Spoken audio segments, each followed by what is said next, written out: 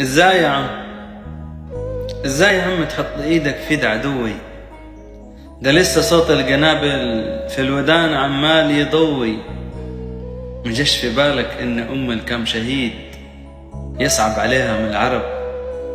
ولا طفلة هاربة يا اخي في الشوارع من بيت ابوها اللي اتخرب؟ مجاش في بالك لما هتقابل الهك ايه تقول غير انحلال؟ تحط ايدك في يد عدو يا اخي عيب، دول عصابة واحتلال. ليه يا عم تحط ايدك في يد عدوي؟ فيد خسيس ظالم جبان؟ ولا يمكن انت زي حد خاين للعرب وقام يطبل للكيان؟ ليه يا بايع دين بدنيا؟ انت فاكر منظرك رمز السلام؟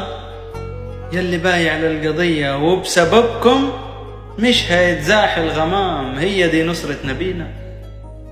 دول يهود قتلوا أطفال بالألاف، عمال بترقص وإيد سعادتك في يد يهودي كأنك في حفلة زفاف.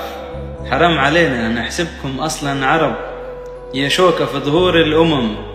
واجب عليكم تلبسوا أصلا طرح بدل العمم، تحط إيدك في يد عدوي بدل المقاومة والقتال.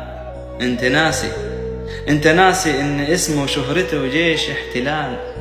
الله خذاك، حرام يكون اسمك وسط اسماء العرب. الله خذاك، واجب عليك يكون اسمك آل بنيامين وآل كهين وآل إذاك.